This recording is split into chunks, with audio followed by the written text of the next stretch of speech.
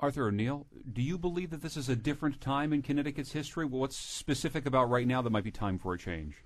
Well, I have to say that it is obviously a crisis, and it may be an opportunity for change because you do have new leaders in positions such as the Speaker, the Majority Leader. The Governor's been in office now for a while, and the President pro tem of the Senate's been there for a while, and the Majority Leader in the Senate's been there for a while. Have a somewhat newish group of people on the Republican side, Larry Cafaro and John McKinney. And so everyone that's in a key position is relatively new, hasn't been doing this for a long, long time.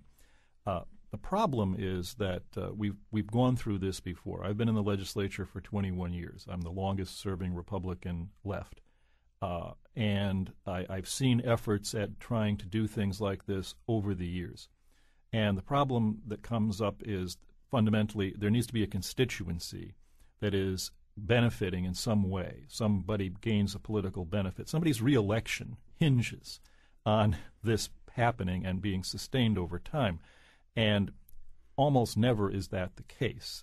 What people get reelected for is getting the potholes fixed on Main Street in their hometown and that sort of thing. And that's not likely to be a consequence or be seen as a consequence of reorganizing the way the budget is put together. So that's a fundamental problem about any basic structural change. The last time we had a major crisis, 91, we did have what I perceive as reforms. We did have the spending cap. We did have a requirement put into our Constitution for a balanced budget, which had not been there before. We did have limitations placed on the amount of bonding, more realistic limitations on bonding than we had before. And what the spending cap did, one of the fundamental things the spending cap did, is it gave the governor what amounts to a kind of a veto that can't be overridden in terms of utilizing surplus monies to start new programs and expand old ones.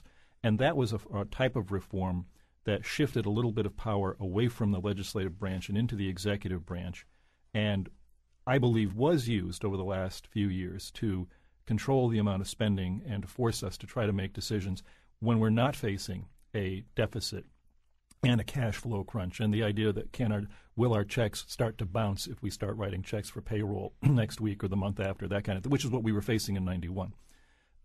And for that matter in 89 and 90, and it was an ongoing crisis for several years. So we have been here before. This is an opportunity to try to make some changes. I do agree that we should be taking a hard look at how we do business in the state of Connecticut.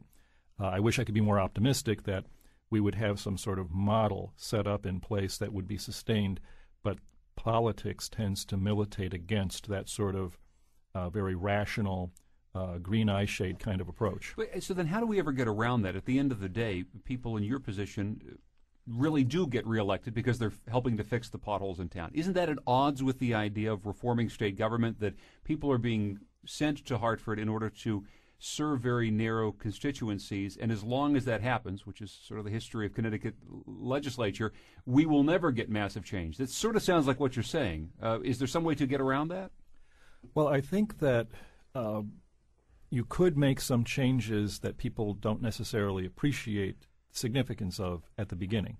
In other words, you can trick the politicians into agreeing to something. I think that's what the spending cap really was people didn't necessarily, I didn't think that it was going to be as effective as it has turned out to be. Now, there are people who are very critical of it and don't like it very much, but I think that's how you make the change, is you basically force it at a moment of crisis such as we are. Longest-serving Republican who's still there in the House. You've seen an awful lot of budgets come and go, an awful lot of colleagues come and go. Do you believe that the state suffers from a lack of long-term planning? Yes, actually I do. I think that we have not formulated a plan for where Connecticut wants to be, and the Program Review and Investigations Committee did come up with a program, if you will, a plan for trying to develop a plan.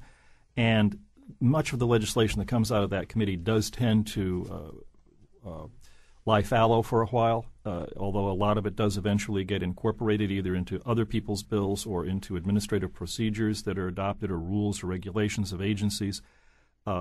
So I think that that's correct, that the state doesn't really have a plan. Although I would say that in looking at, as I did in preparation for today's program, the government performance project ratings, according to that, the 2008 version of their study, Connecticut ranks, 15th out of the 50 states. So it's not like we're in terrible shape on the basis of government performance.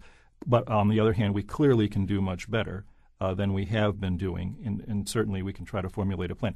The problem is going to be deciding what we want the state of Connecticut to look like 10 or 20 years from now. I think there is, in fact, a conflict, a divergency of viewpoints in the state of Connecticut on that score. And I'm not sure that we can very readily develop a consensus as to exactly where we want to go. I think people would like to have financial services industries. And we did encourage financial services industries in the state of Connecticut. There was an economic plan that was put forward. We now see that relying heavily on the financial services industry may not have been the greatest plan in the world. It's clean, no pollution, high pay, that sort of thing. The people who work in that industry make significant salaries. Our tax structure benefits tremendously from people with high incomes because of the way it's structured. And yet now we see that may not have been such a good plan to have been trying to follow. Deciding if we want to, for example, transportation is an important thing, and frequently that's a driver of planning. And in fact, we have every major metropolitan area has to have a plan. I was just reading an article in Governing Magazine. They haven't really been pushing very hard. But the problem is, okay, so where do we want to move the people to and from in Connecticut? Yeah. Are we going to build more highways in Lower Fairfield County where people will die on whatever hill it is they're trying to protect from being dozed in order to widen a highway? Do we want to try to do more rail? Every time we try to do something with rail, we end up in the kind of conundrum we're dealing with the rail service yard, where the thing is going to cost a lot more and that sort of thing. So sure, it would be easy to develop a plan that a bunch of academics or a handful of people in a think tank think is a good plan. It will then sit on a shelf and never be utilized. It has to be a plan that the live flesh and blood political leaders buy into, and that coincides ultimately with what they believe their long-term political interests are. But Art O'Neill talks about this divergency of opinion. A lot of different visions of what Connecticut can look like. The governor may have one. Many people in the state legislative leadership may have one. You may have one, Tom Reynolds. So how do we get around this divergency of opinion?